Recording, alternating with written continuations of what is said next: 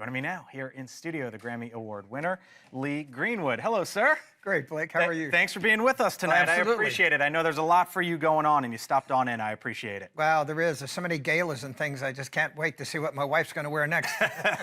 Right. I hear you. So the big news of the day is the event moves inside. How does that change anything, if at all, for you? I mean, you've been doing this for decades. Does it change anything, or? Well, I don't think it really changes anything. It does. The environment kind of affects what sound does, for the audience. I'm hoping that they'll get that together, and I assume they will. You're performing just minutes before Donald Trump puts his hand on the Bible, takes the oath. Carrie Underwood. Then after that, you've performed in just about everything.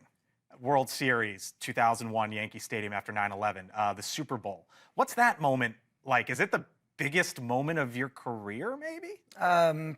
This is my third inauguration. I sang live for a president.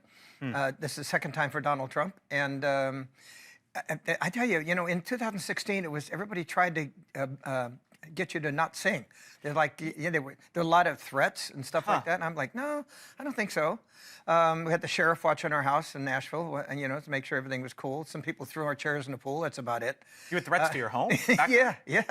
But now the whole mood has changed, and conservatives used to go, "Thanks for helping the president," and now they're like, "MAGA, go, man, it's cool." The president swept the nation with a popular vote. And by the way, all those people are my friends. Carrie Underwood, Gavin DeGraw, I know very well. Billy Ray Cyrus, Kid Rock, and we're doing several events here. But being at the White House or at the Capitol just before the president takes the oath, and let's hope he uses this Bible, because this is the brand new gold edition that comes out Monday. This is the God Bless USA Bible, which we've been promoting for years. Yeah. But this is a new version. There's only 5,000 printed. Go to GodBlessUSABible.com or LeeGreenwood.com and get one, because it's going to be rare earth as soon as it comes out. What would you say to those who have?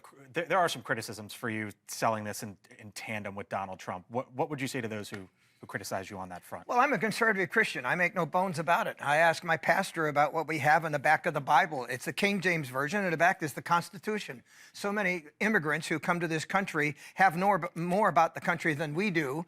So the Constitution, the Bill of Rights, and Declaration of Independence is something we all need. Let's put it together with the Bible. How about it? What's the biggest change that you've noticed from 2017 to now? You've been a longtime supporter of Donald Trump. We've seen, whether you support it or not, we've seen a definite shift of tone, of attitude. What is the biggest change as you've seen it? Well, I think people get to know our next president very well. Donald Trump is himself when he comes on stage. He makes a lot of inferences. You can't take everything serious he says. Sometimes it's just like, well, maybe I'll do this, maybe I'll do this. When he gets in office, there's going to be a powerful shift of the whole nation, and everybody's going to do better. The economy's going to do better. Our international relationships with China, the war in the Ukraine, as you see already, Hamas has went, I give up, They know what Trump is about. What makes you think that? I mean, we do have some history with, there is history of Donald Trump's first term. China didn't carry out the trade deal. The economy was humming, then came COVID. Why are you so optimistic? I know Trump very well. I mean, we've had casual conversations before. He will be demonstrative in what he intends to do about changing the environment and making America more of a powerful country. Listen, my wife puts it very well. Kim and I have been married 33 years. She said, the whole world is better when America is stronger. You mentioned Carrie Underwood. She's going to be performing right after Donald Trump is sworn in. And there's been some pushback for her performing. She was asked about it, and here's what she said. She said, quote, I love our country, and I'm honored to sing at the inauguration and to be a small part of this historic event.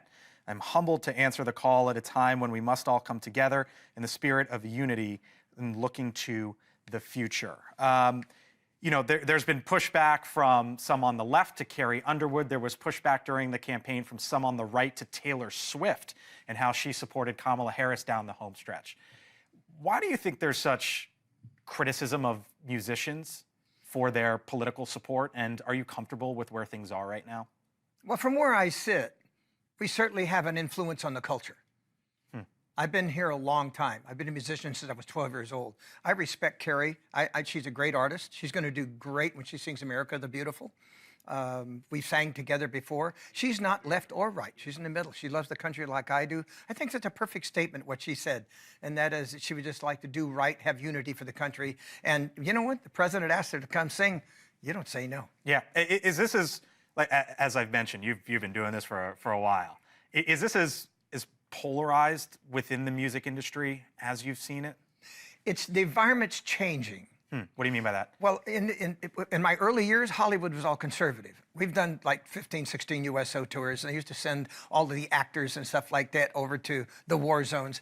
And then there was a period of years that they all turned exactly left. And I don't know why that happened. And they had a negative view about the country, that world unity and all that. We're a sovereign nation, and now I think it's swinging back the other way a little bit. Nashville's had a lot to do with it. All of the artists in Nashville are conservative. They've supported more than one president, as I have. I'm proud to do so again. We'll leave it there. Lee Greenwood, who's going to be singing right before Donald Trump puts his hand on the Bible tomorrow. You know, he may put his hand on this Monday. Bible.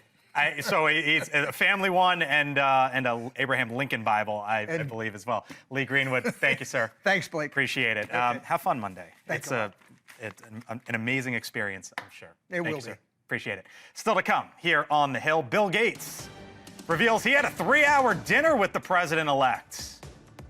What did he have to say about that meeting? Plus, the South Dakota Governor Kristi Noem up on Capitol Hill today, explaining why she says she's the one that should lead the Department of Homeland Security and her pledge to Congress before the next administration. Plus, later, one door closes, another opens. A final look at President Biden's economy. What happened with the Biden stock market? The numbers after the final bell. Stay with us.